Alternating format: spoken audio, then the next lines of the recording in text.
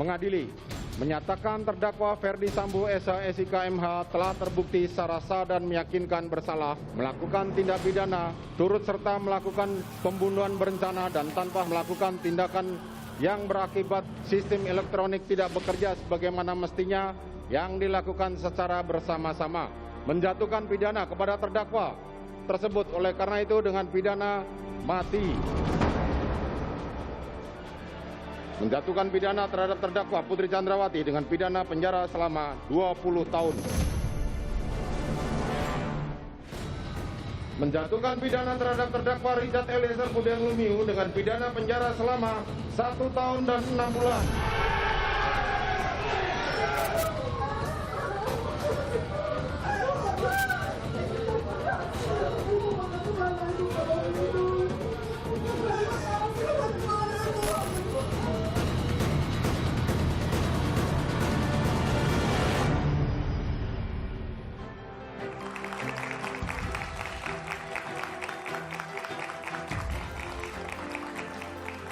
Semua terdakwa kasus pembunuhan berencana terhadap Yosua sudah divonis bersalah. Ferdi Sambo dihukum mati, Putri Chandrawati dihukum 20 tahun penjara, Kuat Ma'ruf 15 tahun penjara, dan Ricky Rizal 13 tahun penjara. Tadinya Richard Eliezer yang didakwa sebagai eksekutor oleh jaksa hanya divonis 18 bulan penjara. Statusnya sebagai justice kolaborator dan dukungan yang kuat dari masyarakat menjadi pertimbangan majelis hakim untuk meringankan hukuman. Keberanian dan kejujuran Eliezer berbuah keringanan hukuman. Majelis Hakim Pengadilan Negeri Jakarta Selatan membuktikan bahwa keadilan itu ada dan nyata. Namun apakah vonis ini akan dieksekusi atau akan menguap di pengadilan yang lebih tinggi? Inilah Satu Meja The Forum, menangnya kejujuran. Pasutri Ferdi Sambo dan Putri Chandrawati mendapat vonis jauh lebih berat dari tuntutan jaksa. Ferdi Sambo mendapat vonis maksimal atas perkara pembunuhan berencana Brigadir Yosua. Sementara Putri Chandrawati mendapat vonis 2,5 kali lebih berat dari tuntutan jaksa. Menjatuhkan pidana terhadap terdakwa dengan pidana seumur hidup. Menjatuhkan pidana kepada terdakwa tersebut oleh karena itu dengan pidana mati. Menjatuhkan pidana terhadap terdakwa Putri Chandrawati dengan pidana penjara selama 8 tahun. Menjatuhkan pidana terhadap terdakwa Putri Chandrawati dengan pidana penjara selama 20 tahun.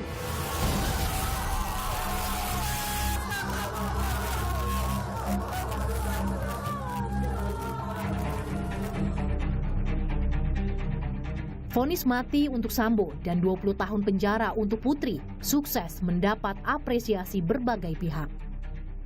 Vonis untuk Sambo itu sudah tepat. Kita mengapresiasi vonis Majelis Hakim Kejaksaan Negeri Pengadilan Negeri Jakarta Selatan. Demikian juga dua bekas anak buah Sambo, Kuat Ma'ruf dan Ricky Rizal, yang divonis lebih berat dari tuntutan jaksa. Kuat Ma'ruf divonis 15 tahun penjara, sementara Ricky Rizal divonis 13 tahun penjara. Kuat dan Ricky memastikan mengajukan banding. Sementara Ferdi Sambo dan Putri Chandrawati punya waktu 7 hari untuk mempertimbangkan akan banding atau menerima putusan hakim. Vonis atas Richard Eliezer Budiang Lumiu menjadi puncak rangkaian proses hukum membongkar skenario pembunuhan berencana Brigadir Yosua.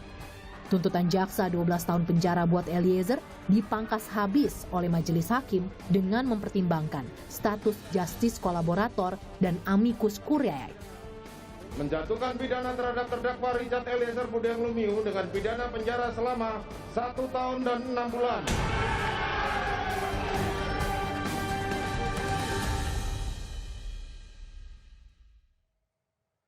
Menangnya kejujuran, itulah tema Satu Meja The Forum malam ini. Telah hadir di studio dari ujung sebelah kanan ada Martin Simanjuntak, kuasa hukum dari keluarga Yosua. Malam, Selamat Martin. Kemudian ada Mbak Susila Ningtyas, wakil ketua LPSK. Malam, Selamat malam. Susi. Di ujung sebelah kanan ada Mas Joko Sarwoko, Prof. Joko Sarwoko, Hakim Agung periode 2004-2012. Malam, Pak Joko. Di sebelah kiri saya ada Roni Talapesi, kuasa hukum Richard Eliezer. Malam, Mas Bung Roni. Dan kemudian ada Prof. Sulistiawati Irianto, Guru Besar Fakultas Hukum Universitas Indonesia dan Koordinator Aliansi Akademis Indonesia yang juga telah hadir di studio. Melalui sambungan Zoom, saya juga telah tergabung dengan Kepala Divisi Humas Mabes Polri, Irjen Dedi Prasetyo. Malam, Pak Dedi. Selamat malam, Mas Budi. Dan ada juga Profesor Dr. Mahfud MD, Menko Polhukam. Malam, Prof. Mahfud. Malam semuanya. Oke. Jadi dan para narasumber yang lain, selamat malam. Prof. Mahfud, saya akan memulai diskusi dengan Prof. Mahfud. Saya baca di media online, Prof. Mahfud menyaksikan vonisnya Eliezer dan setelah vonis dibacakan Prof. Mahfud tepuk tangan. Kenapa tepuk tangan, Prof? Ya kaget aja. Kaget? Hakimnya, ya kaget karena ada hakim yang begitu hebat dan berani. Oh. Dari 12 tahun menjadi 1,5 tahun itu memang perlu keberanian untuk menjelaskan itu. Saya sendiri dalam wawancara sebelumnya yang seperti di viral melalui Uya Kuya itu kan saya bilang kira-kira yang layak tuh 4 tahun lah, 4 tahun atau di bawah 5 tahun lah gitu kan, itu kan wawancara saya beredar. Oke. Tetapi kalau 12 tahun itu enggak benar menurut saya kan begitu. Tetapi jatuh 1,5 tahun hebat benar. Dan menurut saya konstruksi hukum, konstruksi peristiwa yang dibangun oleh hakim itu luar biasa. Semua dipertimbangkan yang muncul dalam sidang, segi-segi psikologisnya, sosialnya, politisnya muncul semua di situ. Dari berbagai kontroversi, lalu mereka bisa mengambil kesimpulan dengan begitu berani dan kompak, gitu ya, dengan penuh keyakinan. Nah, bagi saya surprise, sehingga saya langsung bertepuk tangan pada waktu itu. Tepuk tangan itu bukan sesuatu yang patut dirayakan gitu, ada hakim yang kemudian bisa mandiri, bisa independen gitu? Takut dirayakan apa enggak, karena saya surprise saja gitu, hebat ini gitu. Nah, kalau mau ada yang merayakan, bagus, karena ini berarti gini, kita ternyata punya hakim-hakim yang bermartabat, menjaga marwah seperti itu di tengah peristiwa besar, kasus besar yang seperti ini. Itu tidak mudah loh, karena berbagai godaan, ancaman masuk, bisa ancaman suap, bisa ancaman fisik, bisa ancaman karir dan sebagainya. Dalam kasus-kasus seperti ini biasa terjadi hal seperti itu. Jadi saya katakan hakimnya ini hebat ini. Berarti iya, saya kira kita perlu masa depan hakim-hakim yang mulai dari muda itu, dari pengadilan negeri itu sudah bersikap begitu. Nanti diharapkan tidak rusak di tengah jalan. Kadang-kadang di tengah jalan rusak sebelum sampai ke puncak. Rusak di tengah jalan gembos ya, Prof, ya, berubah di tingkat banding gitu ya? Ya, karir hakimnya juga, perilaku hakimnya juga bisa aja bagus. Sekarang dalam satu kasus, nanti di kasus lain misalnya tidak tahan godaan atau males-malesan gitu, bisa tidak sehebat ini. Tapi saya berharap hakim-hakim itu majulah ke depan. Oke. Prof. Mahfud, jadi menurut analisa Prof. Mahfud, ini gimana bisa ada rasa keadilan yang jomplang, mengadili perkara yang sama, dengan saksi yang sama, dengan terdakwa yang sama, tapi tuntutan dan vonis hakim bisa sangat berbeda. Apa yang terjadi sebetulnya? Ya bisa saja, dan itu banyak terjadi ya, banyak terjadi dalam pengertian selalu beda. Kalau ada anunya sebenarnya, ada shocknya juga kalau di kejaksaan. Kalau tuntutannya begini, gitu, kasusnya begini, faktornya begini, tuntutnya begini. Tapi menurut saya tidak terlalu penting. Sekarang vonis sudah turun, gitu. Dan memang kalau dari sudut faktanya bahwa apa yang menyebabkan Eliezer itu hukumannya sangat ringan, secara teoritis dia memang bisa bebas sebenarnya. Bisa bebas? Secara teoritis memang ada pasalnya, melaksanakan perintah jabatan yang tidak bisa dihindari kan. Dia kan orang kecil di situ, lalu disuruh gitu, kalau ngelak bisa dia yang ditembak, bisa dia yang dipecat kan. Lalu dia lakukan gitu aja. Dan kemudian dia menerima skenario awal sampai sebulan kan. Sebulan disuruh mengaku dia bahwa saya yang menembak. Dan semuanya percaya bahwa dia yang menembak. Eliezer sendiri dipanggil, kalau saya yang menembak. Kenapa kamu menembak membabi hutan? Tidak tahu, pokoknya saya menembak gitu. Kenapa kamu bilang begitu? Nah, di persidangan baru terungkap. Karena dia dijanjiin oleh Sambo, udahlah kamu ngaku dulu, nanti sudah tersangka, nanti SP3, karena kamu nembaknya itu terpaksa. Gitu, terpaksa membunuh karena kamu ditembak duluan, gitu kan selesai. Tapi dia berani mengungkap itu, sehingga menurut saya pantas dia mendapat justice collaborator seperti itu. Prof Mahfud, sekarang kan Eliezer 18 bulan, sementara tuntutannya adalah 12 tahun. Apakah kemudian dalam kacamata Prof Mahfud, jaksa harus mengajukan banding? Tidak harus ya, tidak ada keharusan itu. Mungkin ada tradisi aja. Kalau di dalam undang-undang tidak ada keharusan naik banding atau tidak naik banding. Cuma memang ada tradisinya. Tradisinya itu ya kalau dari tuntutan hanya sekian banding biasanya. Tapi itu pun bisa tidak, tergantung pada Jaksa Agung. Karena apa? Karena kan ini kasusnya istimewa. Pertama rakyat mendukung, kemudian ada amicus curiae tadi, kemudian yang terpenting semua keluarganya memaafkan sejak awal. Lalu mau mewakili siapa lagi jaksa ini? Mewakili negara sudah dinilai oleh hakim sebagai kedudukannya mewakili negara. Keluarga sudah memaafkan gitu. Nah, kira-kira itu menjadi pertimbangan bagi Kejaksaan Agung untuk naik banding apa tidak. Kalau dari yang dikatakan Prof Mahfud, kalau bisa disimpulkan, apakah kira-kira dalam kasus Eliezer jaksa tidak perlu banding? Tidak, kalau itu saya masuk ke proses pro justisia saya tidak boleh. Biar tidak aja boleh. Kejaksaan Agung memutuskan sendiri. Tapi saya kira pesan kita sudah sampai. Pesan kita sudah sampai secara tersirat. Tapi gini, ketika vonis itu kemudian dijatuhkan dan Prof Mahfud pernah membuat sinyalemen bahwa akan ada operasi bawah tanah atau atas tanah. Apakah itu kemudian tidak berhasil atau memang betul-betul hakim ini hakim yang mandiri, Prof? Ya, hakim yang mandiri tidak berhasil gitu. Tapi kalau itu sih sebenarnya kalau saudara lihat pernyataan saya itu kan begini, DVD yang selalu di setel itu oleh Mas Budiman ya ketika acara yang lalu, satu meja yang lalu yang sebelum ini kan saya mengatakan begitu. Ada wartawan kan tanya, gimana Pak? Katanya ini ada orang mau mempengaruhi kejaksaan operasi seorang brigjen. Saya bilang saya dengar juga kan gitu. Saya dengar juga. Kalau cuma brigjen suruh menghadap saya, siapa brigjennya? Kan saya bilang begitu. Suruh menghadap saya, nanti saya ketemukan dengan maijen, saya punya maijen. Kalau yang bergerilya itu maijen, suruh menghadap saya juga, saya punya letjen di sini, saya bilang begitu. Jadi saya memang tidak berpretensi untuk mengungkap siapa dan siapanya gitu. Karena itu menjawab pertanyaan dan saya sudah mendengar juga memang, bahkan ada laporan juga ke tempat saya gitu. Siapa dan bagaimana. Tapi itu kan gosip-gosip gitu hanya bisa dilayani dengan pernyataan terbuka juga. Kalau dipanggil pasti tidak ngaku kan. Pernyataan terbuka aja, jangan coba-coba bergerilya. Kalau Anda brigjen, saya punya maijen, kan juga bilang gitu. Kalau Anda yang bergerilya maijen, saya punya letjen, kan gitu. Oke, itu operasi bawah tanah ya, operasi bawah tanah yang dikerjakan oleh satu kelompok itu kan di pengadilan negeri bisa katakanlah mungkin gagal. Apakah tidak mungkin nanti juga akan ini dinaikkan kepada pengadilan banding? Ya bisa saja, makanya Anda sering-sering berteriak seperti sekarang ini, mari bersama saya. Jadi butuh pengawasan publik gitu? Karena banyak berteriak kita ini. Di civil society-nya galak gitu. Anda begitu juga, kawal gitu, mari sama-sama. Gitu. Tapi kalau Menko Polhukam sendiri akan melakukan apa untuk memastikan bahwa pengadilan banding itu betul-betul tetap independen karena pengadilan banding kan hanya memeriksa berkas-berkas saja sebetulnya.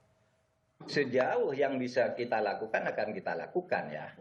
Itu sebabnya mereka kan hanya meriksa berkas, tidak meriksa tersangka, penuntut, terdakwa dan sebagainya, diperiksa lagi. Dia cuma baca berkas. Dan kadang-kala kita dibuat terkejut sering kali. Putusan begini di Pengadilan Tinggi udah oke, tiba-tiba disunat di Pengadilan Tinggi. Disunat lagi di Mahkamah Agung. Itu sering terjadi kejutan. Nah oleh sebab itu yang ini nih mari kita pelototi terus. Jangan berhenti sampai di sini gitu. Untuk mendidik masyarakat bahwa ya pengadilan itu siapapun selalu ingin selamat. Ada yang ingin menyelamatkan orang, ada yang nyuap, ada yang neror dan sebagainya. Kalau seperti yang hakim ini misalnya teror harusnya itu ketika video dia beredar itu ya dikatakan menelpon kepada seseorang yang sesudah dicek ternyata bukan. Itu kan saya sudah bilang, itu bentuk teror. Karena dulu waktu saya jadi hakim juga diviralkan video ini, Pak Mahfud bicara dengan presiden berdua gitu. Di mana saya bicara berduanya? Tapi saya tidak terpengaruh gitu. Pokoknya putus ya putus, akhirnya selesai. Kalau sudah diketok kan selesai. Oke, Prof. Mahfud, pertanyaan saya yang terakhir. Apa hikmah yang bisa diambil dari kasus persidangan yang hampir 8 bulan ini menyita perhatian publik?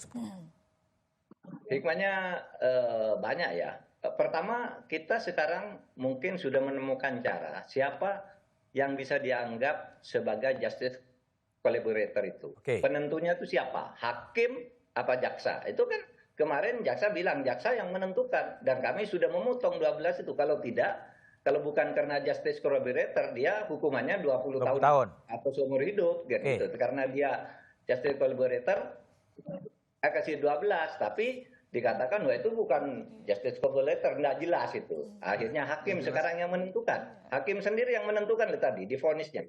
Nggak ada tuh di tuntutan jaksa dan jaksa bahwa ini justice collaborator. Hakim yang menentukan sampai 2 kali menyebut. Ya, yang terakhir itu juga istilah resminya justice collaborator yang di depan disebut karena bekerja sama mengungkap kasus kan gitu. Itu justice collaborator. Saya kira itu satu hikmah yang kedua, masyarakat jangan takut gitu. Kadang-kala kan masyarakat skeptis gitu. Adalah pesimis. Itu enggak bisa, itu menyangkut A, B, C, D. Mari kita teriak sama-sama. Kalau kita enggak bisa sendirian rame-rame kayak gini nih, kalau tidak ada kerjasama dengan civil society, maaf kalau saya misalnya harus menyebut nama orang yang sangat berani, Teguh Iman, Teguh Sugeng Santoso dan Kamarudin Simanjuntak. Kan itu yang paling getol di awal ketika orang nggak percaya, udahlah polisi mati kan biasa. Tapi orang itu terus berteriak sampai saya yang ada di Mekah juga, loh ini nampaknya ada sesuatu. Saya ngomong dari Mekah, ini nggak wajar kematiannya. Karena saya mengikuti itu. Apa-apa yang dikatakan oleh Kamarudin dan Teguh ini pasti ada sesuatu. Maka saya ngomong dari Mekah. Pokoknya kita ganti perspektif. Begitu saya pulang ke Indonesia, saya panggil Kompolnas. Apa perspektifmu?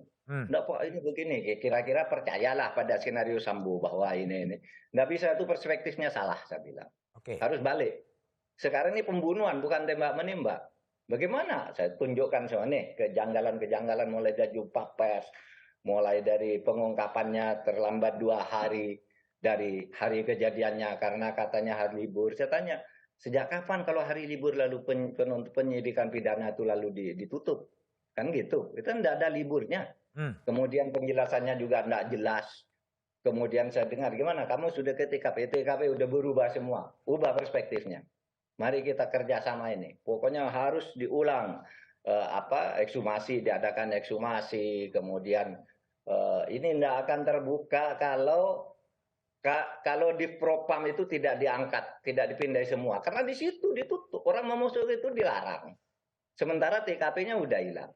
Baru Pak Kapolri kan dipindah malam itu juga, besoknya ngaku. Karena dipisahkan satu sama lain. Nah di situ kemudian muncul semua. Nah dari sudut ini, maka sebenarnya putusan hakim ini menurut saya sudah tepat ya. Ketika dia memberi keringanan kepada Eliezer, karena dia orang ini sebenarnya kalau dia tidak bicara tetap ngaku saya yang membunuh, bahkan Komnas HAM percaya kan itu ketika meriksa lalu datang ke tempat saya, enggak Pak, yang bunuh Eliezer sudah ngaku, begitu ke tempat saya tetap nggak percaya. Besoknya ngaku kan bahwa bukan saya yang membunuh, tapi ini pembunuhan, ini skenario. Nah di situ lalu terbuka semua. Dan ini yang menyebabkan kita lalu menjadi kompak. Ini harus lawan rame-rame gitu dalam situasi seperti ini. Kalau spesifik perbaikan untuk perbaikan untuk kepolisian apa, Prof. Mahfud? Pak, saya kira bukan forumnya di sini. Nanti saya bicara dengan kepolisian aja. Oke, baik. Tapi intinya adalah bahwa teruslah berteriak untuk mengawal kasus agar keadilan tetap tegak di bumi pertiwi ya, Prof. Mahfud ya? Iya, masyarakat berteriak. Kita yang punya jabatan bekerja menurut posisinya masing-masing untuk memaksimalkan usaha itu. Lalu masyarakat seperti Anda, saya senang. Civil society, media, itu semua kompak banget dalam kasus ini. Oleh sebab itu, saya percaya media massa itu di hari Dewan Pers kemarin, saya katakan paling hidup pilar demokrasi yang 4 itu yang masih paling sehat pers. Memang misalnya Kompas mungkin dalam segi politik tertentu dia politik mendukung orang, tapi dalam masalah ini kompak, media apapun sama, enggak marah terhadap peristiwa ini, iya kan? Iya. Mungkin TV itu mendukung calon presiden ini, tapi dalam kasus ini semua TV sama marah terhadap kasus ini. Nah, kita harus kompak seperti ini.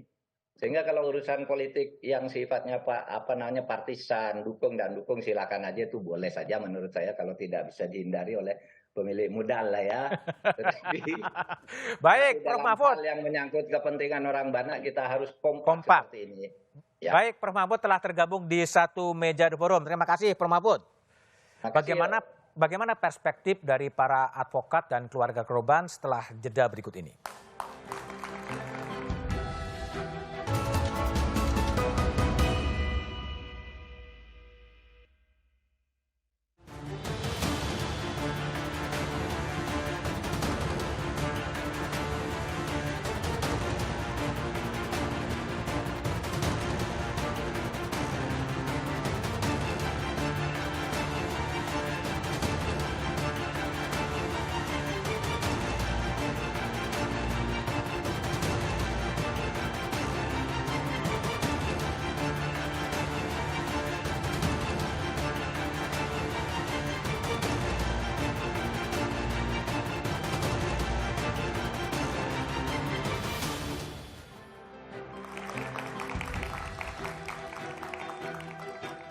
Masih bersama saya Budiman Tanurjo di satu meja The Forum. Saya ke Roni Talapesi. Bung Roni, selamat ya. Kerja kerasnya sekarang udah agak lega.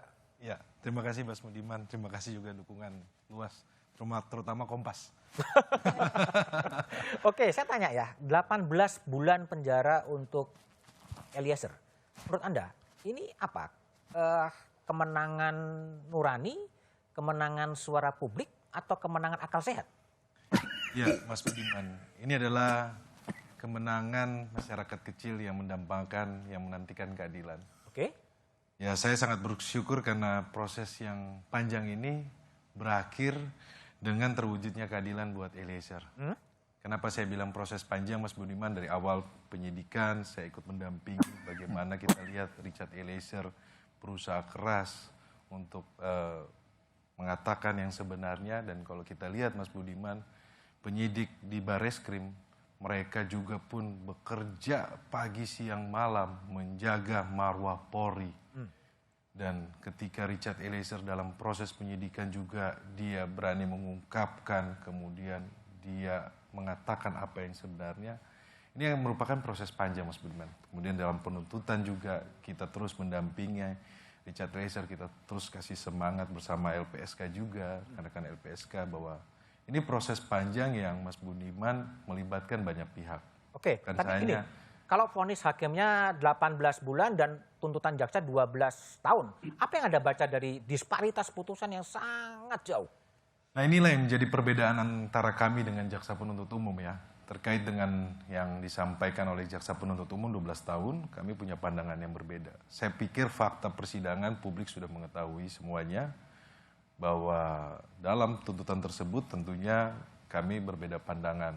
Dan kami sempat menanyakan ada apa, kemudian dalam pledoi kami, di dalam replik dijawab bahwa terjadi dilema yuridis. Nah, kemudian di dalam vonis hari ini yang saya lihat bahwa ini proses panjang yang melibatkan banyak pihak, kemudian penyertaan Tuhan, Mas Budiman, kalau saya bisa sampaikan seperti itu, bahwa kami bisa mendampingi Richard Eliezer, dan kemudian juga bagaimana Richard Eliezer memberanikan diri sujud di hadapan keluarga, meminta maaf. Kuncinya apa sih sebetulnya membuat hakim memvonis lebih ringan daripada tuntutan jaksa? Kunci pokoknya apa? Saya lihat di dalam putusan majelis hakim adalah Richard Eliezer bukan pelaku utama, dan Richard Eliezer sebagai justice collaborator. Kemudian juga pun tadi salah satu pertimbangan adalah diberikan maaf dari keluarga korban. Kemudian juga di dalam pertimbangan majelis hakim, di dalam pasal 5 Undang-Undang Kekuasaan Kehakiman, bagaimana menggali rasa keadilan yang ada di dalam masyarakat. Kalau kita lihat bagaimana dukungan dari Prof. Sulis, Aliansi Akademisi Indonesia, kemudian para NGO, para profesor hukum, dan juga pun Pak Mahfud MD sebagai Menko Oke, Polhukam. saya gini, Roni, pertanyaan adalah, ini dengar-dengar jaksa kan belum bersikap ya dalam kasus apakah dia akan banding atau akan menerima. Kalaulah jaksa mengambil langkah banding untuk Eliezer, gimana strategi Anda? Ya, kita menghargai hak jaksa ya, bahwa kalau seandainya jaksa mau mengajukan banding itu adalah hak jaksa. Tetapi saya pelajari bahwa ada pedoman di nomor 4 tahun 2021 tentang penanganan perkara tindak pidana umum huruf N. Di dalam pedoman internal kejaksaan di huruf F itu menyampaikan dalam hal terdapat permasalahan atau keadaan tertentu yang bersifat kausisitas atau pemenuhan rasa keadilan masyarakat. Kita garis bawahi harus melihat rasa keadilan masyarakat. Kalau kita melihat bahwa Richard Eliezer begitu besar dukungan dari masyarakat luas ya. Jadi kalau seandainya jaksa mau mengambil sikap banding ya silakan saja. Hak dia ya? Itu adalah hak dari jaksa penuntut umum. Tetapi tentunya kita lihat bahwa bagaimana penegakan hukum, bahwa statement-statement jaksa agung adalah menggunakan hati nurani, kemudian penegakan hukum itu jangan tajam ke bawah. Itu beberapa statement jaksa agung itu saya mengikuti juga. Jadi saya pikir bahwa kejaksaan dalam hal ini jaksa penuntut umum tidak terlalu berat karena memang di dalam peraturan internal yang di mana nomor 4 tahun 2021. Rasa keadilan yang perlu didengar. Ya. Oke, baik. Saya ke Kepala Divisi Humas Mabes Polri Irjen Dedi Prasetyo. Pak Dedi, apakah sudah ada sikap resmi dari Mabes Polri setelah vonis dijatuhkan termasuk kepada Ferdi Sambo yang divonis mati dan Richard Eliezer yang divonis 18 bulan penjara, Pak Dedi? Ya, jadi sekali lagi Mas bahwa kami Polri lalu menghormati, menghargai apa yang sudah menjadi keputusan hakim di pengadilan dalam proses pidana. Dan itu keputusan itu ya kita hargai dan kita hormati sesuai dengan azas diferensiasi fungsional. Karena semuanya sudah memerankan perannya sesuai dengan regulasi yang berlaku. Gitu, Mas. Spesifik dalam kasus vonis mati terhadap Sambo, apakah ada langkah-langkah antisipasi yang dilakukan oleh jajaran polisi terhadap vonis mati? Mungkin ini yang pertama kali terhadap seorang perwira tinggi berbintang 2. Ya, kalau langkah-langkah antisipasi secara boleh dikatakan umum, saya rasa tidak ada, Mas. Yang jelas dari komitmen Pak Kapolri dari awal bahwa proses pengungkapan kasus ini harus diungkap secara terang benderang dan juga setransparan mungkin dengan proses pembuktian secara ilmiah. Dan komitmen Bapak Kapolri dari awal itu sudah kita buktikan sampai dengan vonis hari ini, dan vonis hari ini pun Polri betul-betul menghormati apa yang menjadi keputusan para hakim di pengadilan negeri tersebut. Tidak ada semacam kekhawatiran atau langkah antisipasi kalau memang orang-orang yang loyal dengan Sambo melakukan perlawanan balasan gitu? Ya, dalam setiap kesempatan Bapak Kapolri sudah mengingatkan kepada seluruh personel Polri. Ya, Bapak Kapolri sudah tidak ada lagi istilahnya harus mengingatkan 2 kali lagi. Setiap anggota Polri yang terbukti melakukan kesalahan, pelanggaran, kecil apapun pasti akan proses sesuai dengan prosedur hukum yang berlaku. Ini komitmen Bapak Kapolri yang setiap saat beliau akan sampaikan dan ingatkan kepada seluruh jajaran Polri. Oleh karenanya, Polri harus betul-betul profesional dalam melaksanakan tugas, apalagi dalam memberikan perlindungan, pengayoman, dan pelayanan terbaik kepada masyarakat. Ini harus kita lakukan setiap saat. Oke, khusus soal Eliezer, Pak Dedi, setelah putusan 18 bulan penjara, lalu apa yang akan dilakukan oleh Mabes Polri terhadap Eliezer? Ya, tentunya mengacu kepada PP 1 tahun 2003 tentang pemberhentian tidak dengan hormat anggota Polri dan juga Perpol nomor 7 tahun 2022 tentang kode etik Polri dan Komisi Kode Etik. Keputusan ini merupakan salah satu yang menjadi bahan pertimbangan dari Hakim Komisi Kode Etik ketika nanti akan mengambil suatu keputusan. Contoh misalnya, tadi Pak Mahfud sudah menyampaikan juga, Hakim sudah memutuskan bahwa Eliezer sebagai justice kolaborator. Poin yang penting. Kemudian yang kedua, tentunya dari Hakim Komisi nanti akan mendengarkan saran masukan dari saksi ahli dan juga mendengarkan apa yang menjadi suara masyarakat. Ini Pak Kapolri menekankan kepada kita semuanya. Polri harus betul-betul mendengarkan apa yang menjadi suara masyarakat guna dapat memenuhi rasa keadilan masyarakat. Ini penting, Mas. Ini poin yang penting sehingga nanti Komisi Hakim, Komisi Kode Etik itu betul-betul dapat memutuskan dengan berbagai macam pertimbangan secara arif dan bijaksana. Seberapa besar peluang Eliezer kembali menjadi anggota kepolisian, Pak Dedi? Ya, saya tidak berani mendahului keputusan karena ini merupakan keputusan kolektif kolegial yang nantinya akan diputuskan oleh Komisi Kode Etik Profesi, Mas. Begitu, Mas. Kapan sidang komisi itu akan digelar, Pak Dedi? Saya sudah tanyakan, memang sudah dijadwalkan, insya Allah dalam waktu ya tidak terlalu lama akan digelar. Karena apabila sudah ada jadwal sidang dan hasilnya tentunya akan saya sampaikan juga kepada teman-teman media. Apakah sidang itu masih harus menunggu putusan itu berkekuatan hukum tetap? Saya rasa dari hasil keputusan sidang pengadilan negeri yang diputuskan pada hari ini sudah sebagai ya pertimbangan lah dari Propam akan segera menggelar pelaksanaan sidang kode etik tersebut.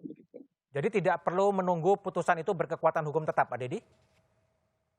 Kalau menurut pendapat saya tidak perlu, Mas. Karena ini sudah sangat jelas putusan di tingkat pengadilan negeri cukup jelas dan bisa menjadikan salah satu pertimbangan dari Divisi Propam untuk segera menggelar sidang kode etik. Oke, baik Pak Dedi. Saya pindah ke Pak Joko Sarwoko. Pak Joko, kalau lihat kasus seperti ini, apakah jaksa itu perlu banding nggak sih dalam kasusnya Eliezer ini? Ya, posisi kejaksaan itu kan sebenarnya juga mewakili kepentingan negara dan kepentingan publik. Oke. Termasuk barangkali kepentingan si pelaku ataupun kepentingan juga korbannya. Nah, dalam hal ini saya kira ya walaupun secara kedinasan barangkali putusan yang jauh berbeda dengan tuntutan ini dipandang sebagai hal yang mungkin tidak begitu menggembirakan bagi mereka. Namun demikian kalau melihat kondisi perkembangan hukum, perkembangan rasa keadilan di dalam masyarakat seperti sekarang ini, saya kira menurut pendapat saya pribadi lebih baik jaksa tidak perlu banding. Tidak perlu banding dalam kasusnya Richard Eliezer? Dalam kasusnya Richard. Dengan mempertimbangkan suara dari masyarakat. Meskipun itu hak dari jaksa juga mau banding enggak? Oke, saya ingin dengar dari Prof. Sulistiyowati Irianto. Prof. Sulis, ini kembali lagi. Eliezer yang juga Prof. Sulis bela, Eliezer adalah kita. Nah, dalam pandangan Prof. Sulis, apakah memang kemudian jaksa juga harus mengajukan banding dan itu memperpanjang proses hukum? Saya kira harus diperhatikan bahwa kasus ini berdimensi banyak ya. Salah satunya adalah yang terkait dengan indeks negara hukum, rule of law. Tadi saya bicarakan dengan mahasiswa di kelas, bagaimana indeks negara hukum itu pertama dikaitkan dengan adanya fair trial. Kasus ini itu menunjukkan kepada kita bahwa fair trial terjadi, di mana masyarakat bisa mengikuti secara detail, jelas, nggak ada yang bisa ditutupi. Yang kedua adalah bagaimana putusan dari hakim itu bisa diprediksi dari awal. Semua orang ikut bicara, kemudian kira-kira kita bisa melihat prediksinya seperti apa, dan setelah 3 hari ini terjadi apa yang dibicarakan itu. Jadi kalau menurut pandangan Prof. Sulis, dalam kasus Eliezer dan ruang itu terbuka bagi jaksa untuk banding, apakah akan banding jaksanya menurut Anda?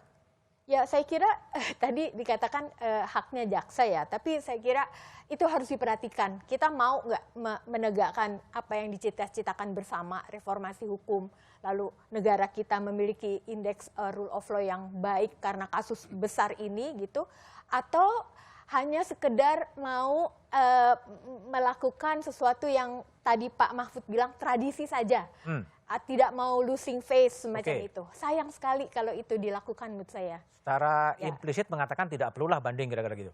Terima kasih. Martin Lucas Simanjuntak. Jadi dalam kasusnya Icat yang dimaafkan oleh keluarga Yosua, gimana harapan Anda terhadap langkah selanjutnya dari kejaksaan? Kalau saya lebih tertarik mengomentari apa tujuannya. Tujuan apa? Jaksa untuk banding. Kalau mereka banding, kalau mereka memilih banding itu kan hak mereka.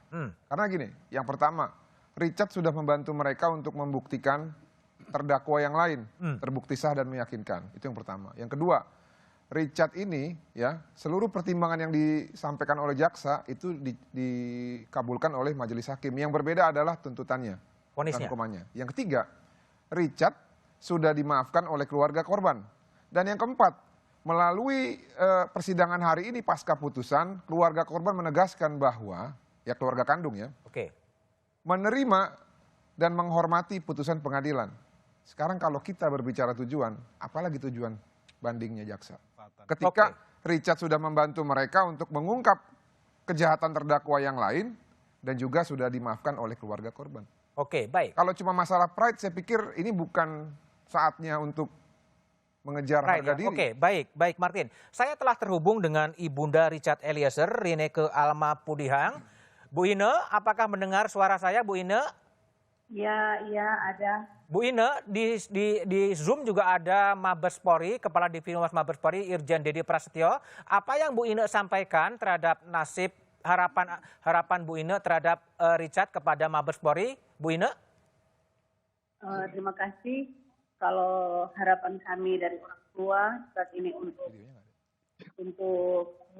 Mabes Polri, kiranya Richard kalau bisa sampai masih bisa bertugas kembali seperti dulu sebagai seorang anggota polisi, karena dia juga menjadi seorang anggota polisi ini dengan perjuangan yang sangat luar biasa, dan dia juga sangat mencintai kepolisian. Jadi dia berharap, kami juga berharap sebagai orang tua agar Richard masih bisa bertugas kembali seperti dulu sebagai seorang anggota polisi.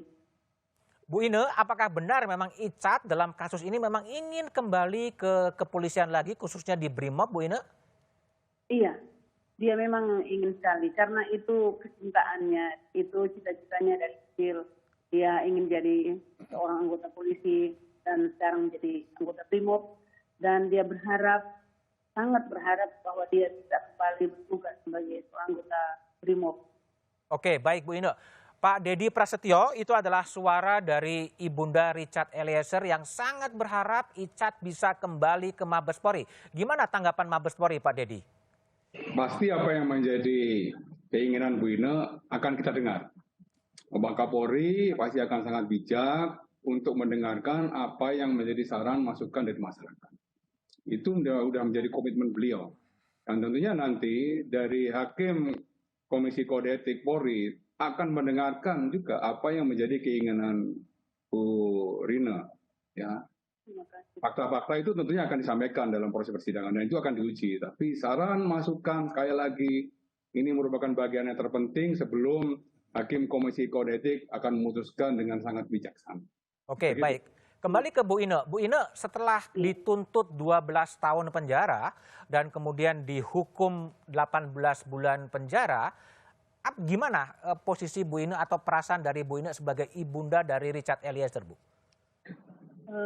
Terima kasih. Kami sebagai orang kecil, kami berdua sebagai orang tua merasa sangat bersyukur, puji Tuhan, karena dari tuntutan yang awal 12 tahun, dan akhirnya menjadi putusan 1 tahun 6 bulan, itu merupakan satu berita yang sangat membuat hati kami sangat bercita, karena kami sangat berharap dengan putusan seperti itu, berarti anak kami dengan harapan masih bisa bertugas kembali sebagai anggota polisi. Karena sekarang saat ini kan bapaknya sudah tidak bekerja, dan Richard ini merupakan tulang punggung dalam keluarga kami. Jadi kami sangat berharap sekali agar bisa kembali bertugas sebagai seorang anggota polisi. Oke, baik Bu Ine, harapannya adalah Richard bisa kembali diterima di kesatuan dari Mabes Polri dan itu masih menunggu bagaimana sidang kode etik yang akan segera dijalankan. Terima kasih Bu Ine, terima kasih Pak Dedi Prasetyo telah bergabung di satu meja The Forum. Kita lanjutkan setelah jeda berikut ini.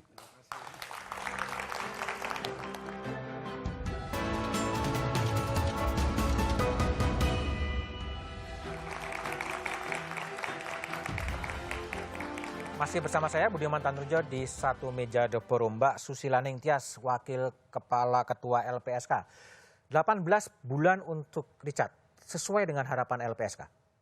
Ya, betul. Karena kami mengharapkan JC, kami kan sudah merekomendasikan Richard sebagai justice kolaborator dan sebagai haknya dia mendapatkan penghargaan berupa keringanan penjatuhan hukuman yang salah satunya adalah pidana paling ringan di antara para terdakwa, dan ini sudah diputus hakim dan sesuai dengan ketentuan di dalam pasal 10A ayat 3 Undang-Undang Perlindungan Saksi dan Korban. Apakah setelah putusan dijatuhkan perlindungan LPSK terhadap Richard akan juga berakhir? Tidak, karena kami akan terus memberikan perlindungan kepada Richard, apalagi sudah jelas hakim sudah menetapkan yang bersangkutan sebagai justice kolaborator, otomatis perlindungan itu akan tetap berjalan karena perlindungan LPSK sebenarnya tidak digantungkan dengan proses penegakan hukum gitu ya. Sampai kapan perlindungan itu akan diberikan? Perlindungan itu akan tetap diberikan sampai kepada justice kolaborator, saksi, korban, ahli, pelapor, subjek-subjek yang kami lindungi itu aman dan tidak ada ancaman lagi. Gimana ngukur aman dan tidak ada ancaman? Kami akan melakukan evaluasi tiap periode tertentu seperti itu. Bahkan mungkin ketika dalam situasi tertentu kita memberikan perlindungan, itu kemudian ada sesuatu yang mengganjal atau sesuatu apa, kita bisa tingkatkan perlindungannya malahan gitu ya. Apakah sekarang masih ada ancaman terhadap Richard? Sampai detik ini sih masih belum ada ya, tapi kami menjaga betul karena ada potensi-potensi ancaman yang kita nilai. Ada potensi ancaman dari siapa? Ya kita tidak tahu ya, banyak pihak soalnya. Bahkan Richard sendiri kan tidak bisa mengidentifikasi mana teman, mana lawan seperti itu. Jadi kami mempertimbangkan semua aspek untuk keamanan dan keselamatan. Oke, Roni, kita nggak tahu, kan menurut Susilaning Tias tadi mengatakan nggak tahu siapa kawan, siapa lawan. Benar demikian? Ya, dalam proses ini kan kita melihat bahwa perjalanannya kan sudah berjalan baik ya, Mas Budiman, bahwa kami percaya bahwa penegakan hukum yang berjalan ini, bahwa di dalam Richard juga di dalam rutan Barreskrim tentunya masih dalam. Tapi ada dalam ancaman atau enggak sih sebetulnya? Sampai saat ini tidak ada. Tidak ada? Tidak ada, Mas Budiman. Tetapi kan kalau saya pahami bahwa ketika Bu Susi sampaikan seperti itu kan kita pencegahan kan lebih baik. Kita kan berharap bahwa tidak ada seperti itu. Makanya kita banyak berdoa aja, Mas Budiman. Banyak berdoa? Banyak berdoa. Jadi perlindungan yang paling tinggi adalah berdoa? Perlindungan yang paling tinggi itu adalah datangnya dari Tuhan. Oke, baik. Pak Joko Sarwoko, hakim yang sangat lama berkecimpung di dunia hakim. Gimana Anda menjelaskan dalam kasus Richard, tuntutan 12 tahun, kemudian divonis 18 bulan. Apa yang salah antara rasa keadilan dari jaksa dan hakim sebetulnya? Ya, di dalam sistem peradilan pidana kita, itu memang yang memiliki kewenangan yang paling besar adalah majelis hakim. Oke. Oleh karena itu, sering kali terjadi adanya perbedaan persepsi dari isu-isu hukum yang ada di setiap perkara antara penuntut umum dengan penasihat hukum. Dalam kasus Richard, 12 tahun dituntut, 18 bulan divonis. Ya karena bahannya kan lain. Bahan yang dipakai oleh penuntut umum untuk mempertimbangkan tuntutan dengan bahan yang dipakai oleh majelis hakim kan berbeda. Mungkin akan lebih lengkap yang dimiliki oleh majelis hakim. Karena di sana sudah ada selain tuntutan, ada pledoi, kemudian justice kolaborator, dan kemudian ada amicus curiae. Bagaimana menjelaskan pada satu sisi jaksa tetap menempatkan Richard sebagai eksekutor, pada sisi yang lain kemudian majelis mengatakan dia adalah justice kolaborator? Ya sebenarnya kalau pengertian eksekutor kan bukan itu. Eksekutor itu adalah pelaksana terhadap putusan yang sudah berkekuatan tetap. Tapi ini kan melaksanakan perintah. Jadi berbeda dengan eksekusi, berbeda. Kalau eksekusi ini artinya legal, dia melaksanakan suatu putusan yang sudah berkekuatan hukum tetap. Tetapi kalau perintah itu kan ya tidak jelas, tetapi harus dilaksanakan. Oke, tapi bagi kejaksaan sendiri ketika tuntutannya kemudian dinaikkan semua kepada Richard, apa refleksi atau saran Pak Joko? Ya begini, kalau dulu waktu saya masih menjadi hakim di tingkat pertama, tingkat banding, apabila putusan hakim itu kurang dari setengah tuntutan jaksa, maka harus banding. Nah, tetapi sekarang kan dibalik. Malah tuntutan jaksa jauh lebih tinggi daripada putusan hakim. Jadi Nah, sebaiknya jaksa terima saja putusan hakim gitu? Mungkin akan lebih baik dan lebih bijaksana apabila dia memperhatikan rasa keadilan yang hidup dan berkembang di dalam masyarakat. Artinya jaksa nggak perlu banding lah? Dengan kata lain mungkin jaksa lebih baik sekalipun itu merupakan hak dari jaksa yang bersangkutan, tetapi mungkin akan lebih bijaksana apabila dia tidak banding. Tidak banding. Bung Martin Lukas Simanjuntak mewakili keluarga Yosua. Ini semua vonis-vonis yang sudah dijatuhkan ini sudah sesuai dengan ekspektasi dari keluarga? Sudah sesuai. Kan dalam beberapa tayangan juga sudah pernah keluarga sampaikan ya. Dari awal proses tuntutan memang secara yuridis ya khusus untuk Bapak Ferdi Sambo kan terbuka untuk menuntut maksimal tapi hanya seumur hidup. Lalu divonis ultra petita oleh majelis hakim. Lebih tuntutan? Lebih tuntutan.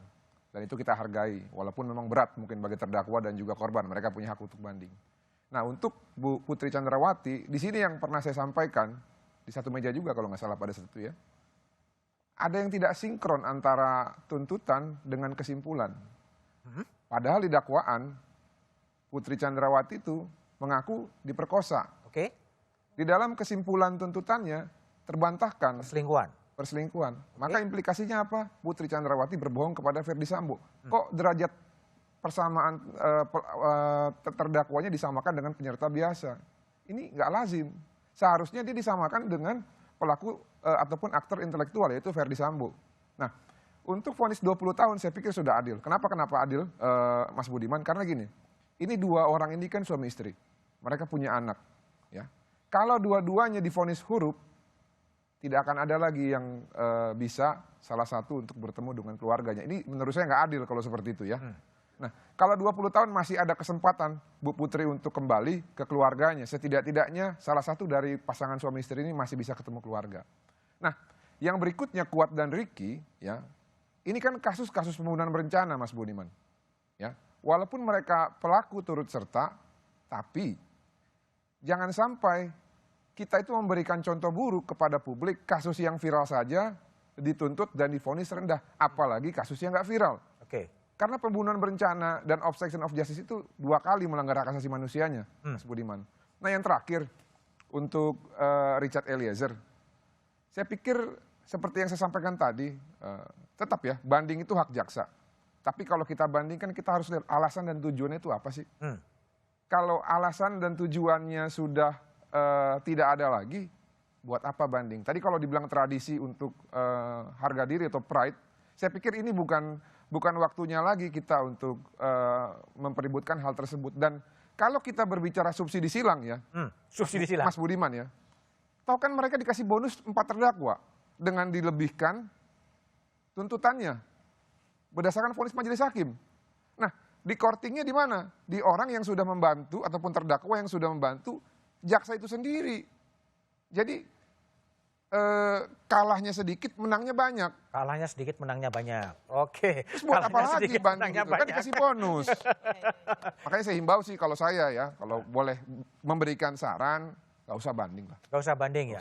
Tapi gini Pak Joko Sarwoko, ini kan ada ada juga pola bahwa pengadilan yang begitu ketat atau begitu tough di pengadilan pertama, kemudian masuk angin di pengadilan banding atau di kasasi. Dan Pak Joko kan punya pengalaman yang cukup panjang di Mahkamah Agung. Gimana sih mengantisipasi seperti itu? Tapi jawabannya setelah jeda berikut ini.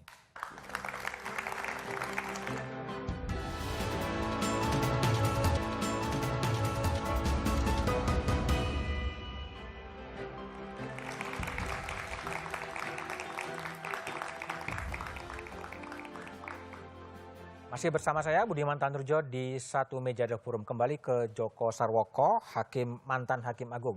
Pak Joko, pengalaman menunjukkan bahwa putusan yang keras di bawah di pengadilan negeri itu bisa gembos di pengadilan yang lebih atas. Apakah ada peluang itu?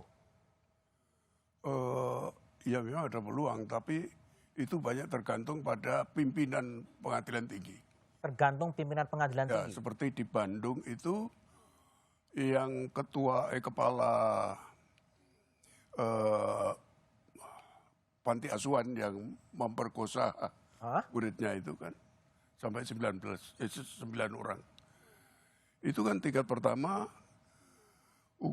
hukuman mati, kemudian tingkat banding kalau sudah kembali lagi hukuman banding, dipertahankan. Dipertahankan? Ya, dipertahankan.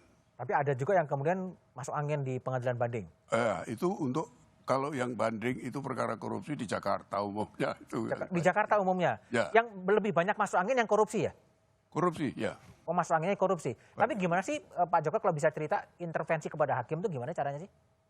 Ya memang caranya macam-macam. Ada misalnya lewat paniteranya. Lewat paniteranya? Ya, lewat paniteranya. Kasih apa? Kemudian paniteranya nanti lapor sama hakimnya, kan begitu biasanya. Lapor bahwa? Bahwa ada orang yang menghubungi. Ya. Orang menghubungi untuk mengubah putusan gitu? Ya, seolah-olah memang dia melakukan suatu pekerjaan seperti broker misalnya kan. Broker perkara? Ya, broker perkara. Artinya dalam kasus ini mungkin ada broker-broker juga, Pak? Kalau ini saya kira mudah-mudahan tidak akan berani mereka. Nggak berani kenapa, Pak? Ya artinya ini kan masyarakat begitu ketat mengawasi kan. Tapi dibanding kan tertutup, Pak, nggak kelihatan. Oh ya betul ya, tapi kan bisa diawasi, tetap bisa diawasi. Jadi kekuatan yang bisa mengawasi agar tidak ada masuk angin kira-kira gimana? Yaitu oleh publik, Pak. Publik? Oleh publik seperti ini. Oke. Seperti Profesor Sulistiadi mengatakan kalau perlu nanti amicus curiae itu terus amicus curiae? Iya. Oke. Prof. Sulis, jadi ada harapan amicus curiae ada jilid 2, jilid 3 gitu? Ya lihat situasinya ya, kan ini sebenarnya adalah suatu panggilan bagi kami yang ada di kampus ya. Kalau ada persoalan-persoalan yang sangat berat di masyarakat, kami harus ikut bersuara. Ketika sudah selesai saya submit ke PN Jakarta Selatan, itu masih banyak para profesor yang mau ikut? Menyatakan mau ikut. Sekarang berapa sih? Ya saya kira sekarang kalau di ini bisa tambah kira-kira 50-an, tapi kan saya udah menyatakan udah diserahkan. Saya kira kalau masih dibutuhkan lagi saya bisa memobilisasi lagi. Akan memobilisasi lagi. Oke, baik. Bung Martin Lukas Simanjuntak, setelah Anda yakin nggak sih bahwa putusan ini akan tetap konsisten sampai ke banding, sampai ke kasasi, sampai ke PK dan dieksekusi?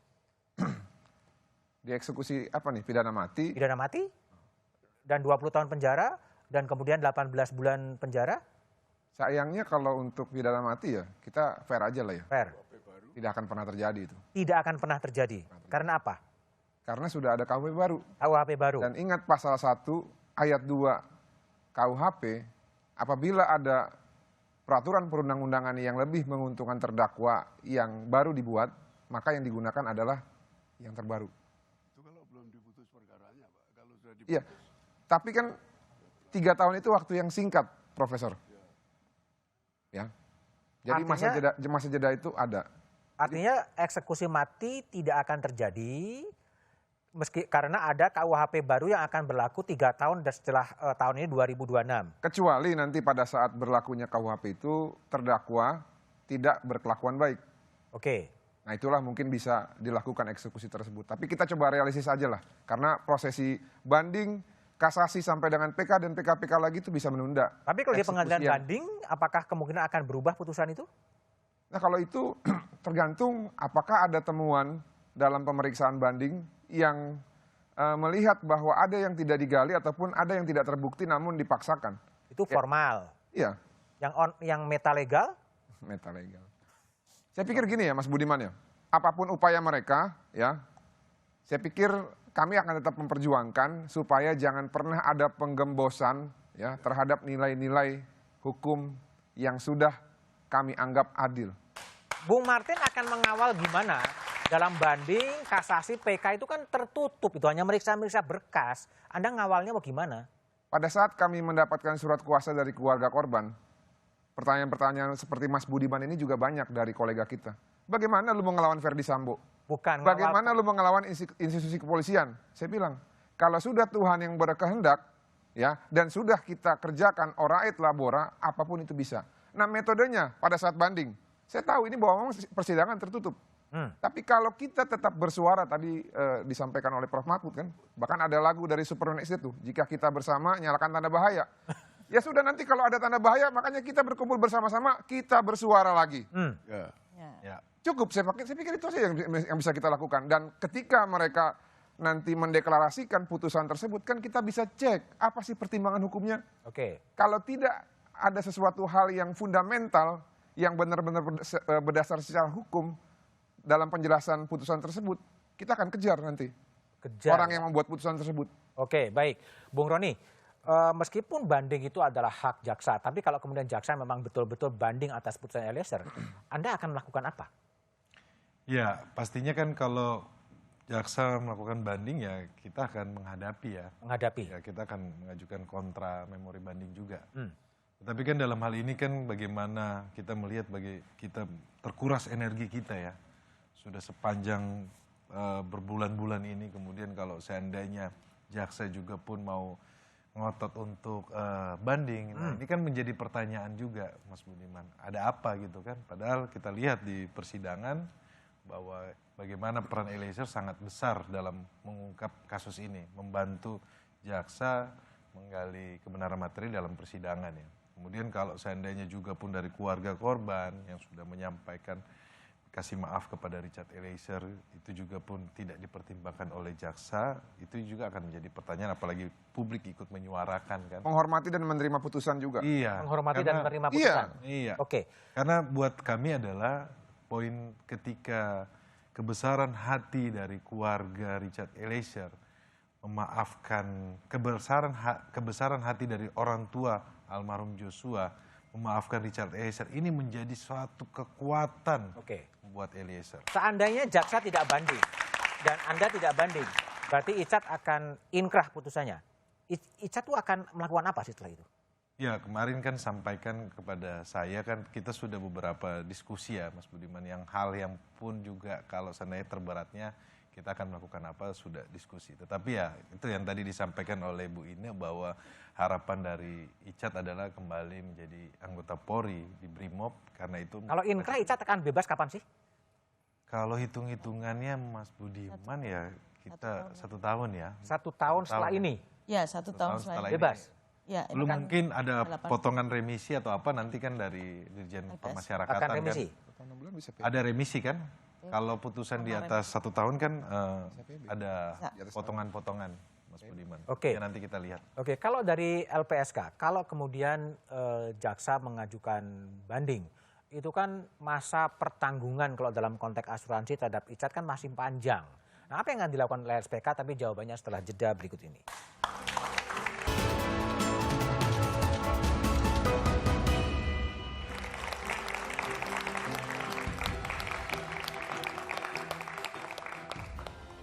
Masih bersama saya Budiman Tanrujo di Satu Meja The Forum. Saya kembali ke Mbak Susila Ningtyas, Wakil Ketua LPSK.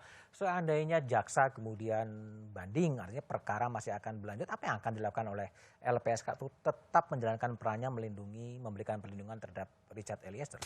Ya, kami tetap memberikan perlindungan dan memenuhi hak-haknya sebagai JC. Yang pertama hak-haknya itu adalah perlakuan khusus, yaitu adalah ada pemisahan tahanan, pemisahan berkas, pemberian keterangan dipisahkan dengan terdakwa lainnya. Itu perlakuan khusus. Yang kedua adalah soal keringanan penjatuhan hukuman yang kami sudah lakukan adalah memberikan rekomendasi sebagai justice kolaborator. Yang kedua juga merekomendasikan untuk mendapatkan penghargaan. Ini akan kami lakukan terus di sidang banding ya nanti ya. Kami akan mengirimkan surat kembali, mengingatkan kembali kepada majelis hakim di banding. Awalnya gimana Mbak Sulis? Nah ini kami sekali lagi seperti yang disampaikan Pak Mahfud, Bu Sulis, Mas Martin, Pak Joko dan Mas Roni, kita harus bersama-sama. Bersama-sama ngapain? Teriak sama-sama. Harus teriak bersama-sama, ini nggak bisa. Emang didengerin?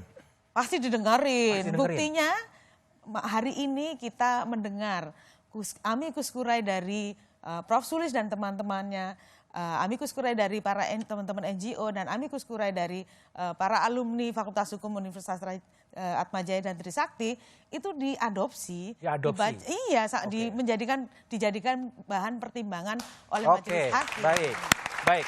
Prof. Sulistiowati Irianto, ini apakah sebagai tanda kemenangan dari kejujuran, kemenangan dari keberanian untuk yang ingin menutupi mengungkap konspirasi kejahatan itu? Setuju Mas Budiman. Dan saya juga ingin mengatakan bahwa ini adalah kemenangan dari gerakan masyarakat sipil. Yang selama ini tidur? Yang selama ini tidak tidur. Oh, tidak mereka tidur. menjadi Oke, silent saya salah. majority dan mereka merasa kesal tetapi tidak tahu channel ini mau kemana. Kalau kita melihat bagaimana berduyun-duyun mereka datang ke Pengadilan Negeri Jakarta Selatan, itu pasti ada sesuatu yang mereka dahagakan, yang mereka inginkan. Apa yang didahagakan? Ya, bagaimana selama ini kekuasaan bisa Eliezer itu adalah suatu cerminan bagaimana orang yang tidak punya kuasa diperlakukan apa saja oleh atasannya, oleh orang yang begitu berkuasa. Bahkan ada seperti Prof. Mulya Lubis kemarin sampaikan bagaimana seorang berpangkat tinggi bisa membunuh ajudannya sendiri di rumahnya sendiri. Itu kan mengoyak rasa keadilan publik ya. Jadi mereka menuangkan semua itu di dalam gerakan-gerakan mereka. Dan kalau kita melihat secara makro lebih besar lagi, memang Indonesia itu selalu diselamatkan oleh gerakan masyarakat sipil dalam peristiwa yang manapun, sehingga demokrasi dan nilai-nilai yang ada di konstitusi itu bisa selalu tegak. Itu ini semuanya. Momentum bangkitnya masyarakat sipil melawan ketidakadilan? Ya saya kira iya. Ya, mereka tidak punya ruangnya dan kasus ini adalah salah satu ruangnya di mana mereka bisa berpartisipasi. Yang kemarin memang tidak dapat ruang atau memang dalam hidup? banyak hal kan tidak. Misalnya di kasus-kasus yang di tingkat banding atau kasasi itu tiba-tiba saja ada putusannya tanpa masyarakat bisa mengawal apa yang terjadi dalam pertemuan-pertemuan antar hakim itu. Nah, kembali aliansi itu akan ngawal banding, kasasi, PK gimana caranya?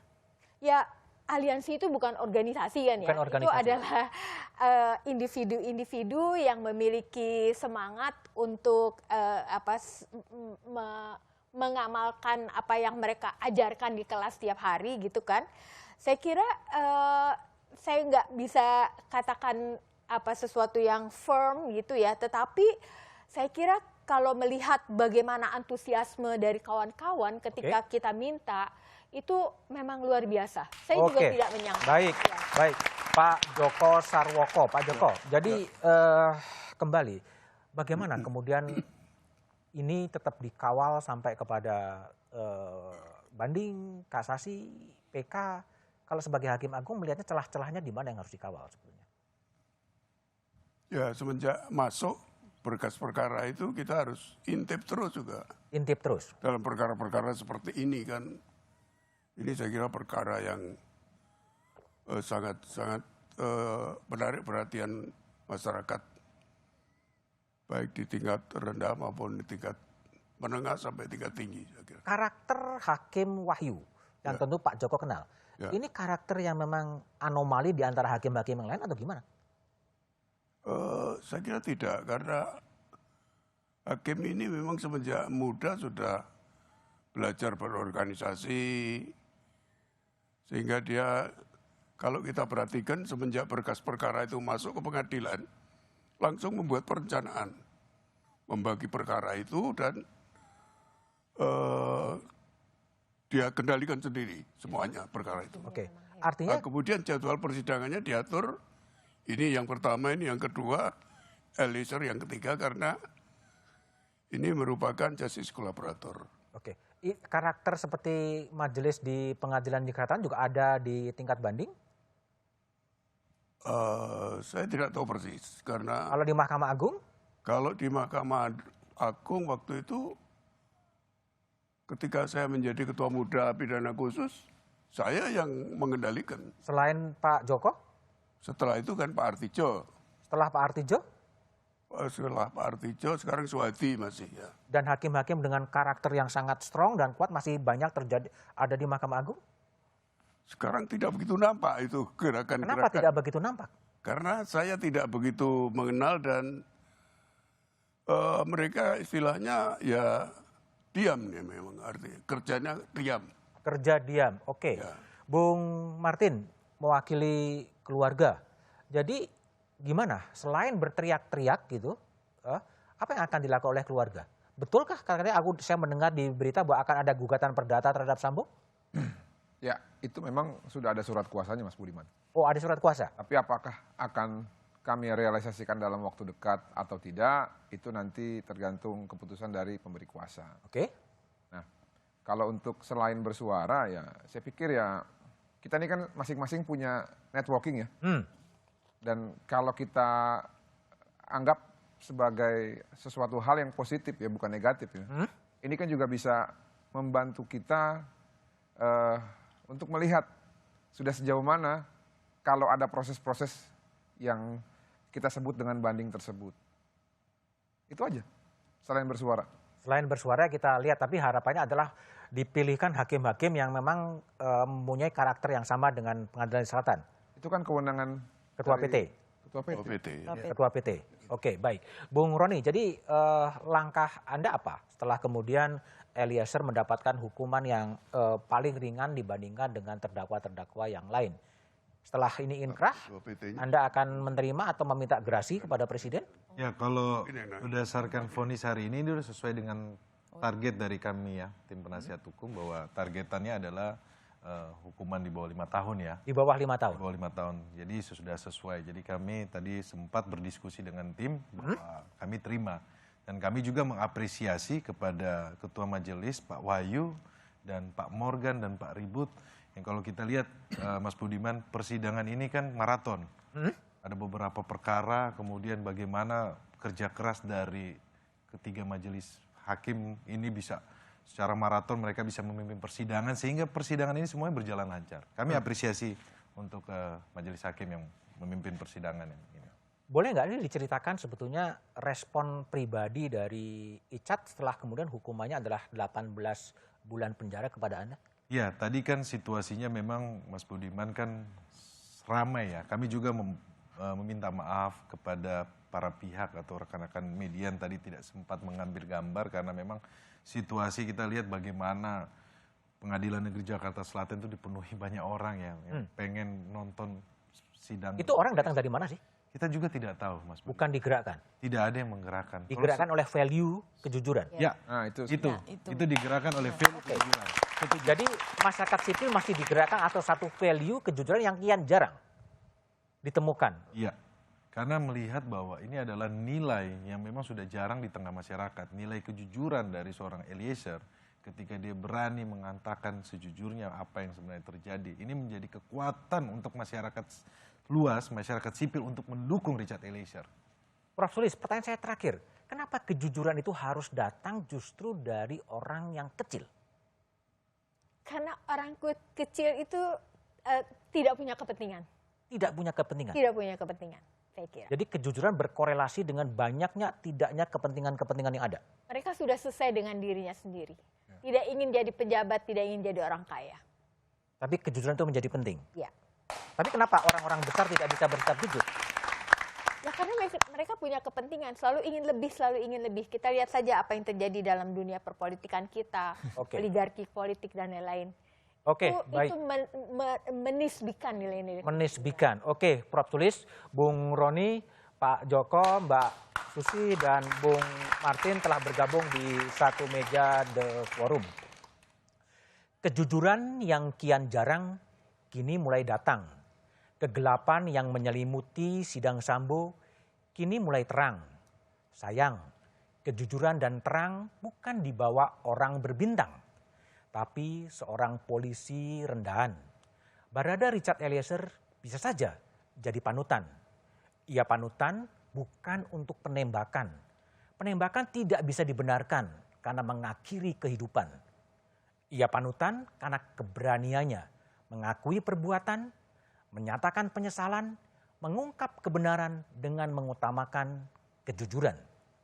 Di Republik ini, kejujuran memang masih harus diperjuangkan. Diperjuangkan dengan risiko ditahan, diperjuangkan dengan risiko tersingkir dari kesatuan. Kini dan saat ini, kejujuran Eliezer dimenangkan. Entah besok. Tapi yang pasti dan abadi, kejujuran Eliezer adalah pelajaran sekaligus warisan dan semoga bukan hanya fata morgana. Demikian Satu Meja The Forum malam ini. Sampai jumpa pekan depan. Selamat malam dan terima kasih.